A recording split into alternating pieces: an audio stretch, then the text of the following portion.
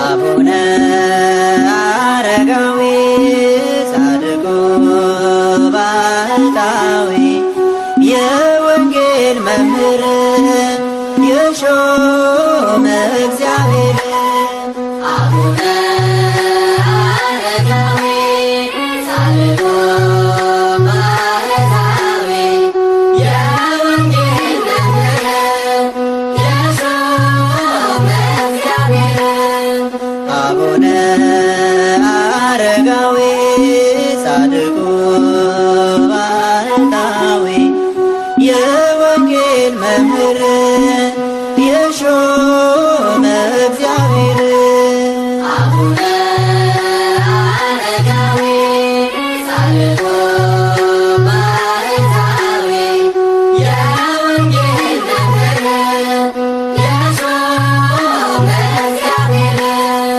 አቡነ አረጋዊ ዘንዶውን ረግጠህ አቡነ አረጋዊ እንዳለ ክርስቶስ አቡነ አረጋዊ ወጣ ተራራው ላይ አቡነ አረጋዊ ስሙን ለመቀደስ አቡነ አረጋዊ ግሩም የአምላክ ሥራ አቡነ አረጋዊ እጹብ የእርሱ ነገር አቡነ አረጋዊ በአንተ ጽኑ እምነት አቡነ አረጋዊ በቃል ለመከበር አቡነ አረጋዊ ጻድቁ ባሕታዊ የወንጌል መምህር የሾመ እግዚአብሔር አቡነ አረጋዊ ዳሙን መሰከረ አቡነ አረጋዊ መምህር ይኸው ብላ አቡነ አረጋዊ አይቀማ ሞገሰ አቡነ አረጋዊ ጸጋን ተቀብላ አቡነ አረጋዊ እነ ኢየሱስ ሞዐ አቡነ አረጋዊ ካንተ ስለወጡ አቡነ አረጋዊ በኢትዮጵያ ምድር አቡነ አረጋዊ ትልቅ ለውጥ አመጡ አቡነ አረጋዊ ጻድቁ ባሕታዊ የወንጌል መምህር የሾመ እግዚአብሔር አቡነ አረጋዊ በእምነት የጸና አቡነ አረጋዊ የወንጌል ምስክር አቡነ አረጋዊ የሰራዊት ጌታ አቡነ አረጋዊ የቃኘ በክብር አቡነ አረጋዊ አቡነ አቡነ አቡነ አረጋዊ ብዬ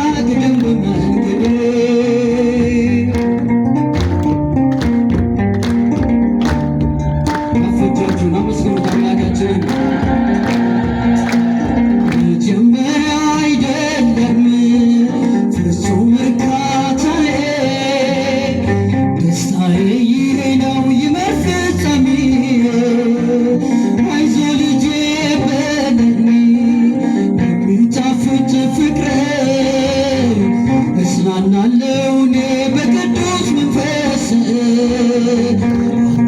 አምላኬ ጠላት እንዳይጥል ደካማ ነኝ እኔ አንተ ስለሆነ መቆም መራመዴ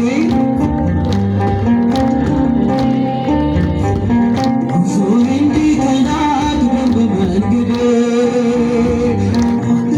አምላኬ ጠላት እንዳይጥለኝ ደካማ ነኝ እኔ አንተ ካልደገፍከኝ አንተ ስለሆነ መቆም መራመዴ ጉዞዬ እንዲቀና ግደም በመንገዴ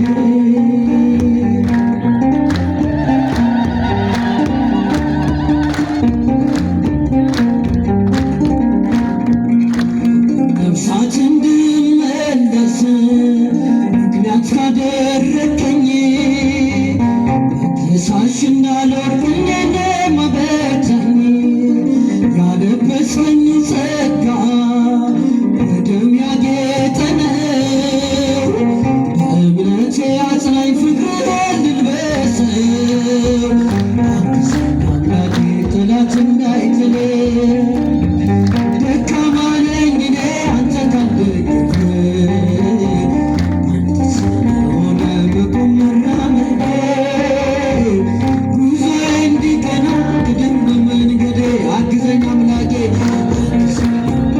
ጠላት እንዳይጥለኝ ደካማ ነኝ እኔ አንተ ካልደገፍከኝ አንተ ስለሆነ መቆም መራመዴ ጉዞዬ እንዲቀና ቅደም በመንገዴ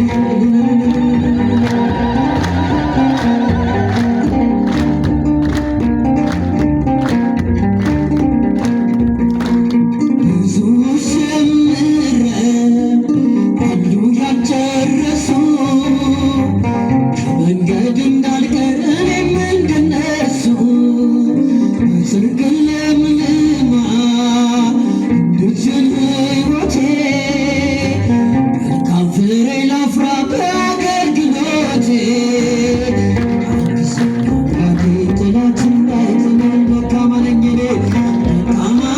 እኔ አንተ ካልደገፍከኝ አንተ ስለሆነ መቆም መራመዴ ጉዞዬ እንዲቀና ቅደም በመንገዴ አግዘኝ አምላኬ ጠላት እንዳይጥለኝ ደካማ ነኝ እኔ አንተ ስለሆነ መቆም መራመዴ ጉዞዬ እንዲቀና ቅደም በመንገዴ ይገባዋል። አመስግኑት ከፍ አድርጋችሁ።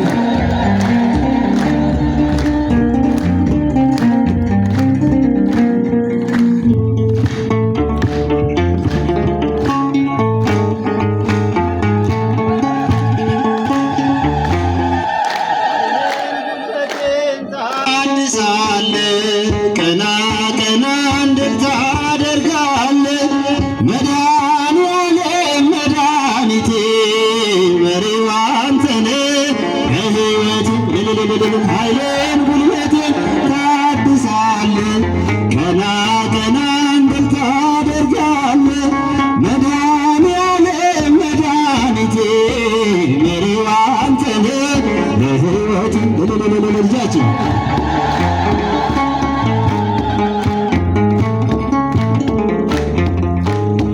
ክንድ ዘርጋ ከሞት ልዳን ባንተ ልሻገር ክፉ ዘመን ከሚያስጨንቁኝ አድነኝ ካንተ በስተቀር ማናለኝ ኃይሌን ጉልበቴን ታድሳለህ ቀና ቀና እንድል ታደርጋለህ መድኃኔዓለም መድኃኒቴ መሪው አንተ ነህ በሕይወቴ ኃይሌን ጉልበቴን ታድሳለህ ቀና ቀና እንድል ታደርጋለህ መድኃኔዓለም መድኃኒቴ መሪው አንተ ነህ በሕይወቴ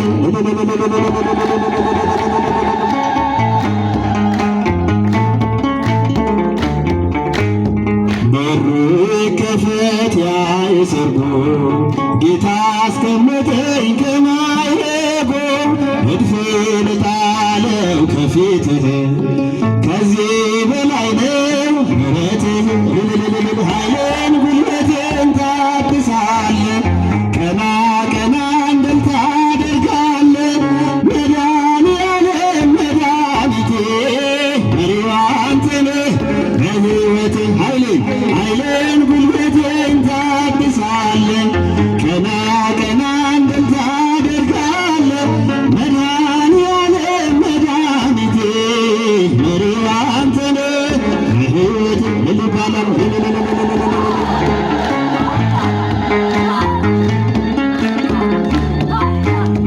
በጎና መልካም ካንተ ነው ዓለምና ላገኘው ክብሬን አንተ መድኃኒቴ በቃል ዳነች ሰውነቴ ኃይልን ጉልበቴን ታድሳለህ ቀና ቀና እንድል ታደርጋለህ መድኃኒዓለም መድኃኒቴ መሪዋ አንተ ነህ በሕይወቴ ኃይልን ጉልበቴን ታድሳለህ ቀና ቀና እንድል ታደርጋለህ መድኃኒዓለም መድኃኒቴ መሪዋ አንተ ነህ በሕይወቴ የልዳው ሰማያት ቤቱ የሞላ በእኛ አማኞች ነው።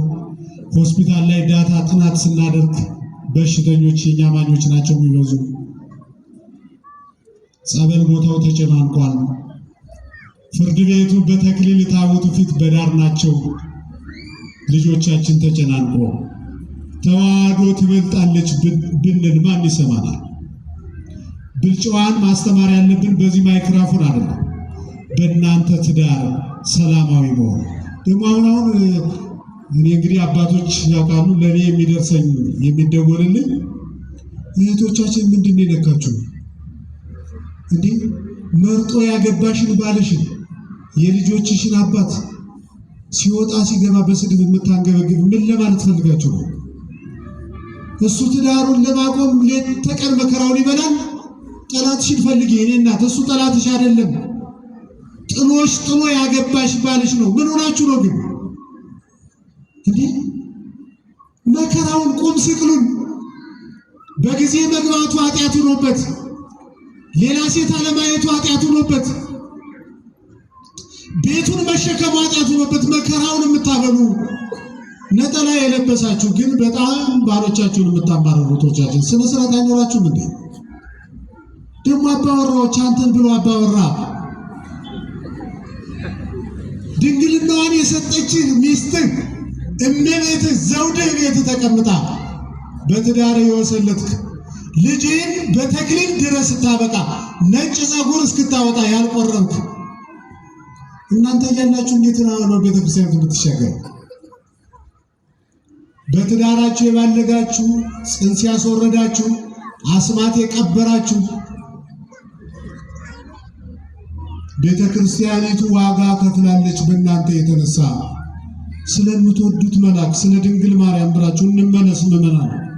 ግዴላችሁ ፍቀዱልንና እንውቀሳችሁ፣ እንፍቀድላችሁና ውቀሱንና ብሔራዊ ይቅርታና ውርድና ብሔራዊ ንስሐ እንግባና ምሕረት ለኢትዮጵያ ይቅርታ ለተዋህዶ እግዚአብሔር ይላክልን። ካልሆነ ነገሮች ሁሉ አበቃላቸው ስንል እያገረሹ የምታዩት ነው።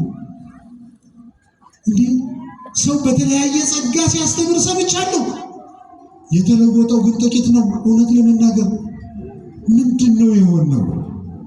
ይህን የመሰለ ህዝብ በጣም እኔ አሁን በጣም እኮ የሚገርም ነው። ደግሞ ይህስ እውነትም መምህራን አሉበት ቦታ ሰው ያለበት ቦታ ያስታውቃል። እንዲህ ይህን መድረክ ከኔ የተሻለ ሰው ቢይዘው እንዴት ያለ መልእክት ያስተላልፋል? ባካችሁ እንመለስ። ባሎች፣ አባወራዎች ሚስትህን አክብር ወዳጄ። ዛሬ ዝንጀሮ መስላ የታየ ሚስትህ ወደድክም ጠላ ዝንጀሮ ያደረካት አንተ መጠህ አንተ ነው እንደዚህ ያደረካት ያጎሰቆልካት። ውብ ነበረች። ማረጋገጫው ምንድን ነው? መርጠን ያገባት ከአንስተ ዓለም ከደቂቀ አዳም መርጠ ያገባት ውብ ስለነበረች ነው። ዛሬ አስጠላችኝ ምን አለችኝ? ስጋውን ደሙን ተቀበሉ። ማን ያስፈራራችሁ? እሳቱ ነው ይበላችኋል፣ ባሕሩን ያሰጥማችኋል አሏችሁ ቄሶች። የሚገርማችሁ ግን እንደዚያ ብለው እነሱ ይቀበላሉ። መላእክት አይደሉም፣ ካህናት ሰዎች ናቸው። እሳቱ ነው ይበላችኋል ብለው ያስፈራሩ እናንተን አይደለም ወዳጄ፣ በድፍረት የመጡትን ነው። እናንተማ ተቀበሉ፣ ለእናንተ ነው የተቀደሰ። እውነት እላችኋለሁ ትዳራችሁ ሳይቃና መንፈሳዊ ተሳትፎ ሳታደርጉ፣ ኧረ እባክህ ጥሩ ጥሩ አባቶችን ፍጠሩልን ጌታ ሆይ የምላችሁ እግዚአብሔርን የምታስቸግሩ ሰዎች እረፉ። አባቶች በራሪ ዲስኮች አይደሉም፣ ከሰማይ የሚወርዱ አይደሉም። የአንተ ትዳር ውጤቶች ናቸው። የአንተ ትዳር በተቃና መንጋው በቅጡ በሆነ በበነጋው ጥሩ እረኞች መምጣታቸው አይቀርም። ራሳችን የምንሰራቸውን አባቶችን እግዚአብሔርን ማስቸገር ተገቢ አይደለም። አባቶች መሪዎች የኛ ትዳር ሰላማዊነት ውጤቶች ናቸው። ኤልሳቤጥና ዘካርያስ ክልኤሆሙ ጻድቃን እሙንቱ፣ ሁለቱም ባልም ሚስትም እውነተኞች ነበሩ፣ ዮሐንስን አበረከቱ። ሐናና ኢያቄም እውነተኞች ነበሩ፣ እመቤታችንን ሰጡን። አብርሃምና ሳራ ይስሐቅን ሰጡን። ትዳር በተባረከ በበነጋው ጥሩ ሰዎች በምድራችን መታየታቸው አይቀርም። ያንተ ትዳር መረን ወጥቶ አባቶችን በፌስቡክ ብታሳድድ ምን ይጠቅማል? ይሄ ያንተ ኃላፊነት አይደለም። ቤተ ክርስቲያኒቱን በደሙ የገዛት አምላክ አለ፣ ፈራጅ፣ እውነተኛ ፈራጅ አለ። ምንደኞችን ታገሷቸው እያልኩ አይደለም። አስተያየት መስጠት ካለብን መንፈሳዊ ተሳትፎ እያደረጋችሁ ስጋውን ደሙን እየተቀበላችሁ። አሁን ለምንድነው ቅዳሴ የሚታጎል የሚሉን ቆርበው የማያውቁ ናቸው። እያሉ ወደ ጽሕፈት ቤት ይመጣሉ፣ ወደ ሰበካ ጉባኤ ነው። ምን ሆናችሁ ነው ስላቸው፣ እንዴት ቅዳሴ ይታጎላል? ቄስ ምን በልቶ ሊሰራ ነው? ምን ሰርቶ ሊበላል ይላል። ወይስ ያረጋጋው ይሄ ፀጉሩን እንደ ነጠላ እየቋጠረ ጨበሬ ያመለጠ እብድ የሚመስል ነው ፕሮግራሙን የሚመራው። ወንድሜ ከተቀበልክ ምን ጊዜ ሆኗል? ስንት ዓመት ሆኗል ስንለው ኦልሞስት 20 ዓመት ሆኖኛል ይላል። 20 ዓመት ተቀብሎ አያውቅም። ለምን ቅዳሴ ይታጎላል ብሎ ፕሮግራሙን የሚመራ እሱ ነው። ምን አገባ ቢታጎል ባይታጎል? እንዲህ ብለህ ለመጠየቅ ፈርስቶፎል አንተ የምታስቀድስ ቁመህ የምታስቀድስ የምትቆርብ ሁሉ ከዚያ ተናገር፣ እውነት ተናገር፣ ትችላለህ። ካልሆነ ጾመ ነቢያትን እየበሉ ይባላል። ሁለት ሰዎች ስጋ እየበሉ ጋዳነ ጾሙ እንዳታመነዝሩ ወሬ ጀመሩ ይባላል። ቄሶች እኮ አበዙታል አሉ። እንዴት ጾም ይቀነስ ይላሉ አሉ እንዴ ለምን ይበላሉ እኮ። እኔ ምን አቅላቸዋለሁ? አንዱ ምን ቢል ጥሩ ነው፣ እንሞታለን እንጂ የሚቀነስ ጾምማ የለም። እየበላ እንዲህ ያለ ጠበቃ የማይኖር ግን የሚናገር እግዚአብሔር ጸሎታችሁን እንዲሰማችሁ መንፈሳዊ ተሳትፎ እያደረጋችሁ አስተያየት ስጡ። ቤታችሁ ነው፣ መብታችሁ ነው። እየከለከልኳችሁ አይደለም። የምታናድዱኝ ምንም ቤተክርስቲያን አካባቢ ሳናያችሁ አንደኛ ነኝ የምትሉ ሰዎች ትዳር መረን ወጥቶ በልጆች ማዘዝ ማትችል ሚስትህን እንኳን ማዘዝ ማትችል ደግሞ እህቶች አንዳንዶች አሉ መጥተው ስጋው ደግሞ ልቀበል ነበር ባሌ እንዲህ አለኝ ይላሉ። እኔ ይህንን ጩኸት አልሰማም። በነገራችን ላይ እህቶች እውነት እላቸዋለሁ፣ እናንተ ካቀናችሁ የማታደርጉት ነገር አለ እንዴ? እናታችሁ ሔዋን እንኳን ስጋውን ዕፀ በለስን አስበልተዋለች እኮ ባሏ አባብላ ምናምን ምኑን እንደነካችሁ አላውቅም። ታውቁታላችሁ እናንተ። በነጠላ ዜማ አባብላ ቆላምጣ ዕፀ በለስን አብልታ እናትሽ አንቺ ስጋውን ማብላት ካቃተሽ ችግሩ የባልሽ እንዳይመስል አንቺ ራስሽ ስራትሽን ያዥ። እናንተ ደግሞ ትችሉበታላችሁ እንጂ አይደል እንዴ? አዳምም እድለኛ ነው። አንድ ሳምንት ብቻውን ሰነበተ አይደል? በዕለተ ዓርብ ተፈጥሮ እስኪ አንድ ሳምንት ብቻውን ልተው ብሎ እግዚአብሔር ተወው። ከዚያ እንስሳት አራዊት ሁለቱ ነው ኢንጆይ እያደረጉ ወደሱ ይመጣሉ። እንዲህ ለምንድን ነው እኔ ብቻዬን የሆንኩ አለ። አዘነ፣ ትንሽ ከፋው። እንቅልፍ ወሰደው። ብንን ሲል ወጣቶች እንደ ታሪክ ደስ አይልም? ብንን ሲል ሔዋንን የመሰለች ቆንጅዬ ክንዱ ላይ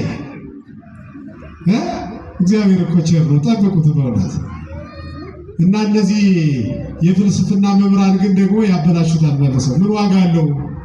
አዳም እኮ የተኛ ሔዋን እስክትፈጠር ነው። ከዚያ በኋላ እንቅልፍ አልወሰደውም ይላሉ። ውሸት ነው። ይሄ የጠላት ወሬ ነው።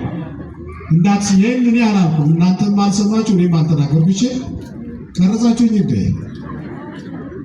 የኔ እኮ አይደለም። ይሄ ይችላሉ ማስተኛት። ስለዚህ የራሳችንን ኃላፊነት ከተወጣን በኋላ ያኛውን ስንቆም እግዚአብሔርም ይረዳናል። ያንቺን ኃላፊነት ሳትወጪ እምቢ አለኝ ብትይ መተሽ አባ ምን ያደርጋል? አባሪው ፍጮ አይሩሽ። እንግዲህ ያው መስቀልሽ ነው፣ ተሸከም። መስቀልን አትሚስትህ እዘይትራዋ ሰማያት፣ ሰማይ ተከፈተ፣ መላእክት ወረዱ። ለምን ወረዱ? ለምስጋና፣ የሰውን ጸሎት ለማሳረግ ወረዱ። ከዚያ በፊት የሰውን ጸሎት አያሳርጉም ነበር። ለምስጋና ይወርዳሉ፣ የሰውን ጸሎት ለማሳረግ ይወርዳሉ። ሶስተኛ ሰውን ለመርዳት ይወርዳሉ። ቅዱስ ጴጥሮስ በግብረ ሐዋርያት ምዕራፍ 12 እንደተናገረ እግዚአብሔር መልአኩን ልኮ እንዳዳነኝ አወቅሁ አለ። ማንን ልኮ? ማን የላከው? ክብሩን ሁሉ እግዚአብሔር ይውሰድ። አመስግኑት እግዚአብሔርን። መላእክትን ያከበረ እግዚአብሔር የተመሰገነ ይሁን። አፈሙያን ቅዱስ ላሊበላን ያከበረ እግዚአብሔር የባሕራንን የዕዳ ደብዳቤ የቀየረ ማንን ልኮ? መልአኩን ልኮ። ይህም በጥንቃቄ ማስተማር ያስፈልጋል። መልአኩ ራሱ እንዳደረገው አድርገን ማስተማር የለብንም። ቅዱስ ጴጥሮስ ያለውን ነው። መልአኩን ልኮ እግዚአብሔር አዳነኛል። የእኛ ቤተ ክርስቲያን አስተምሮ ይሄ ነው። ቅዱስ ሚካኤልን ልኮ የባሕራንን የዕዳ ደብዳቤ ቀየረ። ቤተሰብ ተስፋ የቆረጠባችሁ፣ ጎረቤት የተጠቃቀሰባችሁ፣ ዋጋ የላችሁም ተብላችሁ የተሰበራችሁ ወጣቶች ማንንም አትስሙ።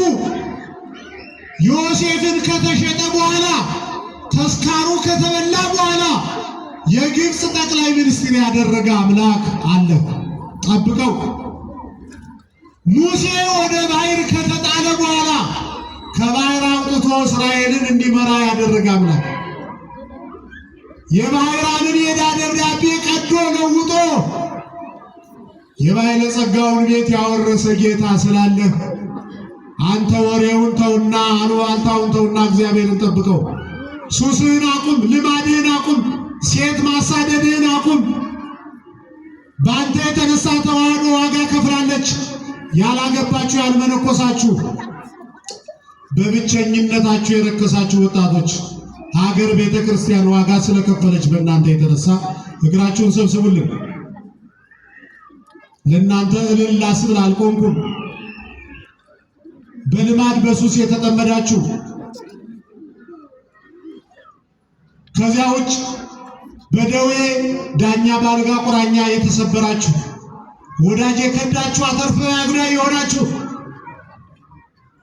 ምን ዋጋ አለኝ ተሰብሬያለሁ አልጠገንም፣ ወድቄያለሁ አልነሳም፣ ጠፍቻለሁ አልገኝም ያላችሁ ተስፋ የቆረጣችሁ ምዕመናን፣ እናንተ በእግዚአብሔር ተስፋ ቆረጣችሁ እንጂ አምላካችሁ በእኛ ተስፋ አልቆረጠም። ይኸው በዚህ የኑሮ ውድነት ቤት ያፈራውን በልተን ገቢያችንና ወጫችን ባላንስ ሳያደርግ ቤት ያፈራውን ለብሰን ተገናኝተናል። አታመሰግኑትም እግዚአብሔርን? መጻጉዕን ከ40 ዓመት በኋላ የፈወሰ ጌታ 5500 ዘመን በሲኦል የነበሩትን ነፍሳት ነፃ ያወጣ አምላክ ከ70 ዓመት በኋላ እስራኤልን ከባቢሎን ባርነት ነፃ ያወጣ አምላክ አንድ ቀን ወደ ቤታችን መምጣቱ ስለማይቀር ጠብቁት። መላእክት ይወጣሉ ይወርዳሉ። አንደኛ ለምስጋና ብያችኋለሁ። ሁለተኛ ሰውን ለመርዳት፣ የሰውን ጸሎት ለማሳረግ፣ የምስራች ለመንገር ይወርዳሉ። የሰውን ነፍስ ከስጋው ለይተው ወደ ገነት ለመውሰድ ይወርዳሉ። አሁን ሰውና መላእክት ታርቀናል። ከመቤታችን የተከፈለው ስጋ የመላእክት ፈጣሪ ሆኖ በዘባነ ክብር ተቀምጧል። እኛ የንጉሠ ሰማይ ወምድር የእግዚአብሔር ልጆች ሆነናል። ለምንድን ነው ደጋግሜ የምነግራችሁ? በትናንትናው የሀገራችን ታሪክ የነገስታት ልጆች ምዕመናን ስሙኝ ባካችሁ። የነገስታት ልጆች መሆናቸውን ከሰሙ በኋላ ተራ ቦታ አይገኙም ነበር። ለምን? አባታቸው እንዳይወቀስ፣ ጃንሆይ እንዳይወቀሱ። የሚሻረው የሚሞተው አባታቸው እንዳይነቀፍ ተራ ቦታ ካልተገኙ የነገስታት ልጆች የንጉሠ ሰማይ ወምድር የዘላለማዊው አምላክ የእግዚአብሔር ልጆች እኛ በምን ያህል ጥንቃቄ መኖር አለብን? ምዕመናን አደራችሁ፣ በእኛ የተነሳ እግዚአብሔር እንዳይሰደብ በመስሪያ ቤታችን፣ በማህበራዊ ኑሯችን፣ በቤታችን በጥንቃቄ እንድንኖር በመልአኩ በቅዱስ ሚካኤል ስም ትለመናላችሁ። ስለነበረን ቆይታ ሁሉ